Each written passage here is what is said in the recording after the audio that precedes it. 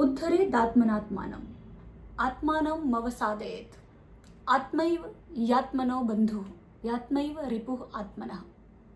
અર્થાત આ શ્લોક બહુ જ જાણીતો છે આપણા માટે, નહીં? કે જાતે જ પોતે જ પોતાનો ઉદ્ધાર કરી શકો છો, માણસ પોતે જ પોતાનું કલ્યાણ કરે છે. આ બધું આપણે સાંભળતા રહ્યા છીએ અને આપણે આને એક ધાર્મિક બહુ ઊંચાઈથી સાંભળતા રહ્યા છીએ. બસ સાંભળતા રહ્યા છીએ. હા, આપણે એને માની પણ લીધું છે કે એ તો સાચું જ છે, પણ એનાથી અત્યારે શું? હે ને, ધર્મ છે ને એ ધ્રી ધાતુ પરથી આવ્યો છે, અર્થાત ધારયતિ, ધારણ કરવું. અને આજે ધર્મ સુધી પહોંચવા માટે જે જોઈએ ને, ધર્મ સમત્વ, સંસ્કૃતમાં સનાતનમાં સમ શબ્દ જે છે એ બહુ અદ્ભુત છે. સમત્વમ યોગ ઉચ્યતે, સમતા એ યોગ સુધી પહોંચવાનું માધ્યમ છે, એ યોગ છે, એ જુડાવ છે યુજ ધાતુ પરથી.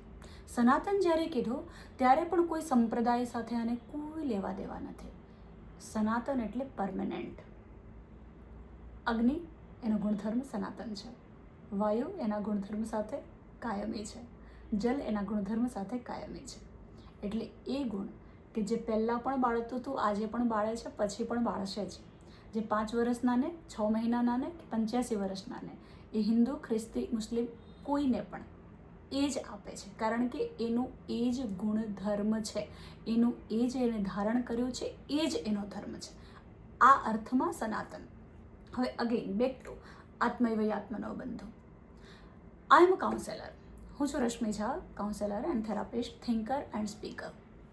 સો કાઉન્સેલર તરીકે હું જ્યારે વાત કરું છું ત્યારે કોઈ ધર્મોપદેશ આપવાનો આશય નથી, પણ એટલું સમજો પ્રેક્ટિકલમાં, મતલબ રોજબરોજના જીવનમાં મારી તમારી મનસ્થિતિના સંદર્ભે, કે જો તમે ડિસ્ટર્બ છો, કોઈ પણ તમને કારણ લાગતું હોય, બાહ્ય, આંતરિક, સામાજિક, કોઈ પણ જો ડિસ્ટર્બન્સ ફીલ થઈ રહ્યું છે તો એનું કારણ ક્યાંક ભીતર જ છે. આ સત્ય છે, કારણ કે તમારામાં જે જન્મી રહ્યું છે, જે મારી અંદર પહોંચી રહ્યું છે, જે મને અંદર થઈ રહ્યું છે, એનું સોલ્યુશન પણ મારી અંદર જ હોય.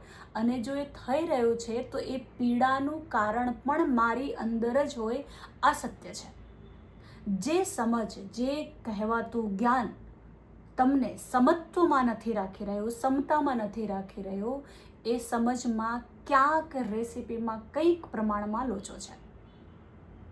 ઓકે, આ રીતે, આ જ રીતે, હકીકતમાં આ જ રીતે સ્પિરિચ્યુઅલ સાયન્સ, અધ્યાત્મ, એને દેખીતી ઘટનાઓ સાથે જોડવાનો કોઈ અર્થ નથી.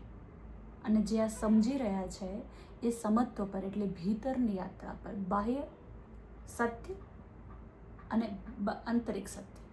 ભ્રમણા, મિથ્યા અને સત્ય ત્રણેય જુદું છે. ભ્રમણા અને મિથ્યા બંને જુદું છે. રાત્રે તમે ઊંઘમાંથી ઝબકો અને કોઈ જાડું દોરડું ફેલાયેલું હોય અંધારામાં, તમને એ સાપ જેવું લાગે અને તરત જ લાઇટ કરતા સાથે તમને, અથવા તો તમને ખબર પડી જાય કે અરે યાર ખાલી લાગ્યું હતું, આ ભ્રમણા હતી. પણ અત્યારે હું તમે સાંભળી રહ્યા છીએ, ભ્રમણા નથી વાત કરીએ છીએ, પણ એ મિથ્યા છે, એ સત્ય પણ નથી, કારણ કે સનાતન નથી. પણ આ જગતને, આ લેયરને અને ભીતરી સમત્વને બંનેને જાળવીને સંતુલિત રીતે આગળ વધવું, એટલે કે શૂન્ય પર રહેવું, એ જ રાગ અને દ્વેષના જેટલા જાળાઓ ઓછા થઈ શકે, મુક્તિ સુધી જવાનો માર્ગ અહીંયાથી જ છે. સો ઇન ધેટ વે આત્મૈવ યાત્મનો બંધો યાત્મૈવ રિપુઃ આત્મનઃ.